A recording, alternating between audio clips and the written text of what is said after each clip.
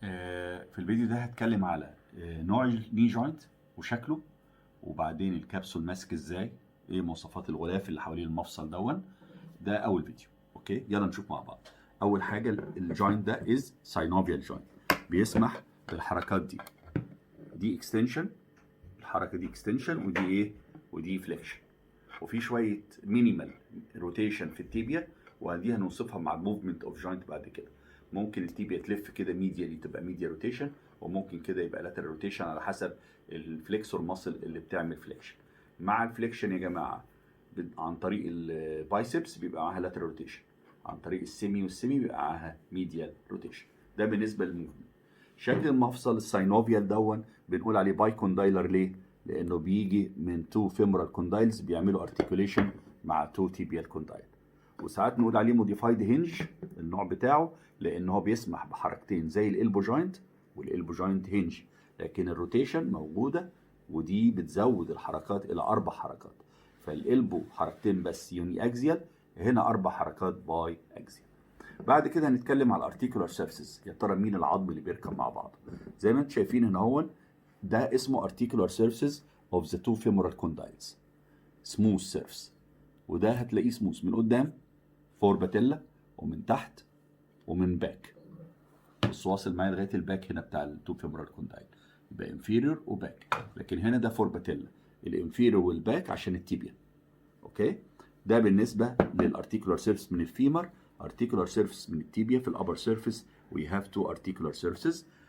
اللي هو كبير شويه ده واخد شكل الاوفال شويه، ده الميديال تيبيال كوندايل، وده اللاترال تيبيال كوندايل، وبينهم ايميننس اسمه انتر كوندايلر ايميننس.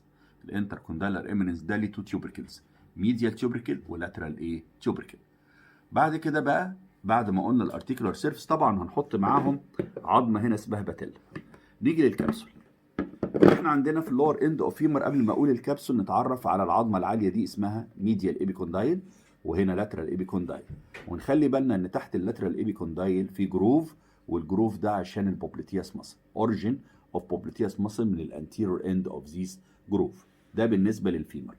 برضو قبل ما نتكلم عن الكبسول نتاكد ان عندي، نبص من فوق كده، ده الميديال وده اللاترال تيبيال كوندايل. الميديال تيبيال كوندايل وراه في جروف فور سيمي ممبرينوزس. عايزين واحنا بنقول الاتاتشمنت اوف ذا كابسول ان احنا نعرف الجروف دي وضعها ايه.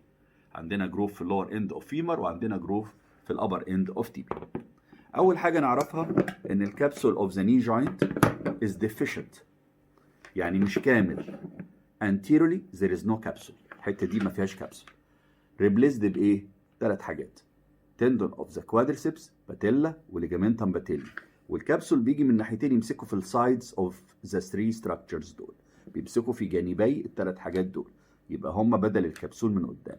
طيب تعالوا نشوف الابر اتاتشمنت اوف ذا كبسول بيمسك فين. يقول لي الابر اتاتشمنت اوف ذا كبسول هيمسك في التو فيمورال كوندايل above ذا ارتيكولار سيرفيسز. ليه؟ عشان الارتيكولار سيرفيس ده يبقى جوه معايا في المفصل. and below ذا ايبيكوندايل، ففي الناحيه الميديال بيلو ذا ميديال ايبيكوندايل، في الناحيه اللاترال بيلو ذا لاترال ايبيكوندايل، بحيث يبقى الجروف اللي هنا اللي تحت اللاترال ايبيكوندايل هيبقى جوه المفصل انترا كابسولار، والتندون اللي هيبقى في الجروف ده هيبقى انترا كابسولار اكسترا ساينوفيال، زي ما قلنا قبل كده مع اللونج هيد اوف بايسبس جوه الشولدر جوينت. ومن الباك ذا كابسول از اتاتشد اباف ذا ارتيكولار سيرفيسز، وفي المارجن ده، بحيث يبقى كل الارتيكولار سيرفيس ده جوه مين؟ جوه المفصل. ده بالنسبه للفيمر. بالنسبه للتيبيا كابسول برضه ديفيشنت من قدام، هنا في ليجامنت رايحه تمسك في التيبيا التيبروستي اسمها ليجامنت باتيلي، ويبتدي الاتاتشمنت اوف ذا كابسول اللي جاي لي من فوق زي الاسطوانه اللي غير كامله، لان من قدام مفيش وول، مفيش كابسول من قدام. تمسك الاسطوانه دي below the articular surface of the upper end of tibia اللي هم التيبيال كوندايلز، below the tibial condyles. مفيش مشكله في السايدز وفي الباك. بس هنيجي هنا ورا الميديال تيبيال كوندايل هلاقي ان تحت الارتيكولار سيرفيس في جروف. يا ترى الكبسول هيمسك تحت الجروف، والجروف ده هيبقى جوه الجوينت؟ الجروف ده يا جماعه عشان السيمي ممبرينوزس. لا، الكبسول هيمسك above ذا جروف. يبقى الجروف فين؟ outside ذا كبسول. يبقى هنا الكبسول هيمسك around او below the tibial condyle but above the groove for semimembranous. يبقى التو جروفز اللي معانا هنا اللي تحت اللاترال ايبيكوندايل في الفيمر هيبقى جوه الكافيتي اوف ذا كابسول، الجروف اللي موجود ورا الميديا تيبيال كوندايل هيبقى بره. يبقى تو جروفز، واحد جوه المفصل واحد بره المفصل. الفيديو اللي جاي نشوف الليجمنتس والكارتلجز اوف ذا ني جوينت. هنشوف دلوقتي الاربطه حوالين الني جوينت، وهنكتشف ان الاربطه حوالين الني جوينت مميزه بان في منها اكسترا كابسولار وفي انترا كابسولار. ايه الفرق بين الكلمتين؟ اكسترا يعني بره، انترا يعني جوه المفصل. اكسترا كابسولار هنقول ان اول حاجه ان هم 4 ليجمنت، 2 تبع ماسلز و2 مش تبع ماسل. اول واحده فيهم اللي هي الليجمنت دي من قدام المفصل، ودي اكستنشن من الكوادريسبس تندون. فالكوادريسبس تندون بعد ما مسك في الباتيلا طلع من الايبكس اوف باتيلا ليجمنت رايحه تمسك في التيبيال تيبروستي اسمها ليجمنتم باتيلي. من ورا في ليجمنت تانية تبع ماسل، بس الماسل المره دي اسمها سيمي ممبرينوزس. هنا ورا الميديال تيبيال كوندايل في عضله بتمسك اسمها سيمي ممبرينوز، تمسك هنا وتبعت اكستنشن ابورد ولاترالي. الاكستنشن الابورد ولاترالي دون عامل كده هون ماشي بطريقه اوبليك من الجروف ورا السيمي ممبرينوزس جروف لغايه اللاترال فيمورال كوندايل ورا المفصل، فيسموا الليجمنت ده ايه؟ اوبليك بوبليتيال ليجمنت. يبقى ده تاني ليجمنت تبع مصل. نرجع بعد كده تاني بقى للتو ليجمنتس اللي هم مش تبع ماسلز، وهنستعمل العظمه دي فيبولا، وده الهيد اوف فيبولا هنحطها كده. الفيبولا لا تشارك في الني جوينت. اوكي طيب اول ليجمنت معانا ده كورد لايك يعني زي الدباره كده، جاي من اللاترال ايبيكوندايل من هنا عشان يمسك في الهيد اوف فيبولا بالمنظر ده. لو احنا عدلنا العظمه كده نشوفه كويس، يبقى نازل من اللاترال فيمورال كوندايل من هنا لغايه هنا اللي هي الهيد اوف فيبولا. الليجمنت ده يا جماعه اسمه هو كورد لايك زي الحبل يعني زي الدباره، واسمه فيبولار كولاترال ليجمنت. فيبولار كولاترال ليجمنت شكله كورد لايك. اوكي جاي من فوق من اللاترال ايبيكوندايل اوف ذا فيمر، ماسك تحت في الهيد اوف ذا فيبولا. اوكي يبقى ده الليجمنت ده مش تبع ماسل، وده اللاترال ليجمنت اوف ذا ني او فيبولار كولاترال ليجمنت. هنيجي الناحيه الثانيه مع التيبيا.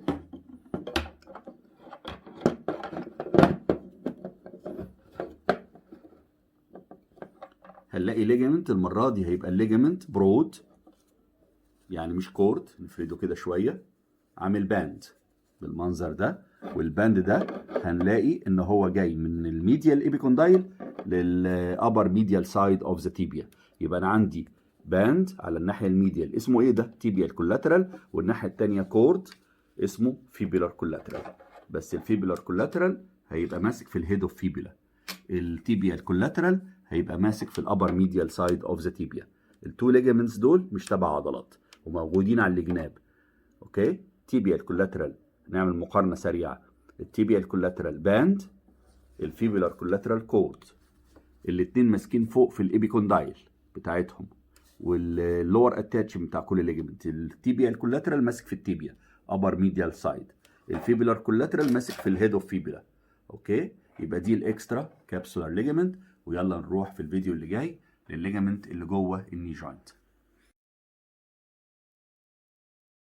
طبعا بتسمعوا عن اللعيب اللي بيغيب عن الملاعب عشان جاله قطع في الغضروف وبعدين يعمل عمليه الكارتلج. هي بقى الكارتلج اللي هتكلم عليها دلوقتي، وهقول لكم ايه الفرق بين الاثنين وليه الميديال منسكس بيتقطع اكتر من اللاترال. احنا عندنا هنا هون قلنا في حاجه اسمها انتركوندالر اريا، وده الانتركوندالر ايميننس. في حاجه اسمها لاترال تيوبركل اوف انتركوندالر ايميننس، هما اتنين تيوبركل. يجي اللاترال منسكس اللي عامل زي الهلال الصغير كده، ممكن نستعمل ده، ليه تو هورنز، انتيرو هورن وبوستيرو هورن بتوعه وعامل زي حرف الاو او سيركولار ان شيب. ليه تو هورنز، انتيرو هورن وبوستيرو هورن. الانتيرو هورن والبوستيرو هورن هيبقوا قدام وورا اللاترال تيوبركل اوف انتركوندالر ايميننس. ده المنسكس اللي عامل دايره صغيره هنا هون على المارجن بتاع التيبيال كوندايل. فايدته ان هو يمتص الصدمات بين الفيمر والتيبيا، وفي نفس الوقت هيزود العمق بتاع الابر سيرف. زي ما انتم شايفين من غيره تقريبا فلات، كونكافيتي ضعيف جدا. لكن لما اعلي المارجن كده بالمنسك ده الكارتلج ده هيبقى عندي هنا هون ايه عمق اكتر، وده يزود الاستابيليتي بتاع الني جوينت. الناحيه الثانيه المينيسكس هيبقى زي حرف السي، لان التو هورنز بتوعه هيبعدوا عن بعض. ادي الانتيرو هورن ماسك من هنا، والبوستيرو هورن ماسك كده. الميديال منسكس زي حرف السي، اللاترال منسكس زي حرف الاو، وزي ما يكون الميديال بياكل التو هورنز بتوع اللاترال، فهم موجودين في داخل المسافه بين التو هورن. تعالوا نرتب مع بعض. ده الانتيرو هورن بتاع الميديال منسكس، هيجي هنا مكان صباعي الانتيرو هورن بتاع اللاترال، وبينهم انتيرو كورشيت طالعه بين الانتيرو هورنز الاثنين. نيجي من ورا هتلاقي البوستيرو هورن بتاع الميديال منسكس، ورا على طول لا الاول اللاترال منسكس هيبقى ورا التوبركل على طول، ووراه البوستيرو هورن بتاع الميديال، ووراهم البوستيرو كورشيت. يبقى ده الاتاتشمنت في الانتر كوندايلر اريا. والاثنين مع بعض بيعملوا ايه؟ شوك ابزوربنت، يعني بيمتصوا الصدمه بتاعت اللور اند اوف فيمر على التيبيا، فما تتاثرش بالبريشر ده. وفي نفس الوقت بيزودوا الاستابيليتي، لان المارجن بتاع التيبيا الكوندايل لما عالي بالمنسكس هتلاقي ان هنا الكافيتي زادت. انت عندك لما يكون عندك كافيتي عايز تزود العمق بتاعها، يا تحفر فيها يا تعلي المارجن. هنا المارجن عالي ومعليش بعظم، لانه لو عالي بعظم ممكن العظم ده يتكسر مع الحركه او يعمل ليميتيشن للحركه. التو منسكاي دول فايبرو كارتلج، نوعهم معمولين بالفايبرو ايه؟ فايبرو كارتلج. تعالوا بقى نقول التو منسكاي دول ليه الميديال ده بيتقطع اكتر من اللاترال؟ يقول لي لان الميديال منسكس اكسترنالي فيكسد مع الكبسول اوف ذا ني جوينت ومع ليجمنت اسمها تيبيال كولاترال، فغير مسموح بالحركه بتاعته. في حين ان اللاترال منسكس دون منفصل عن الكبسول على اللاترال سايد بتندون جاي من اللاترال فيمورال كوندايل او بيلو ذا لاترال فيمورال ايبي كوندايل اسمه بوبليتياس، واقف كده التندون عشان يخرج بره المفصل، فهو بيفصل المنسكس عن الكبسول وعن الليجمنت اللاترال، وبكده المنسكس ده عنده حريه حركه اكتر من الميديال.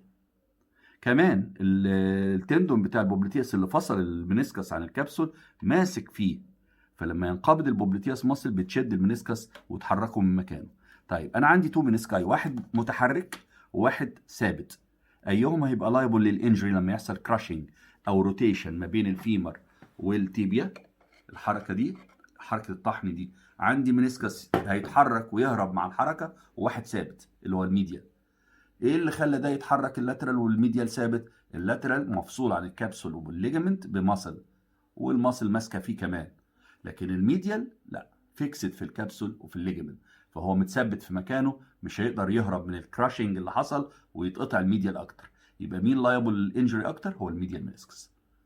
اوكي، الفيديو اللي جاي ان شاء الله نشوف اللوكينج والانلوكينج باذن الله.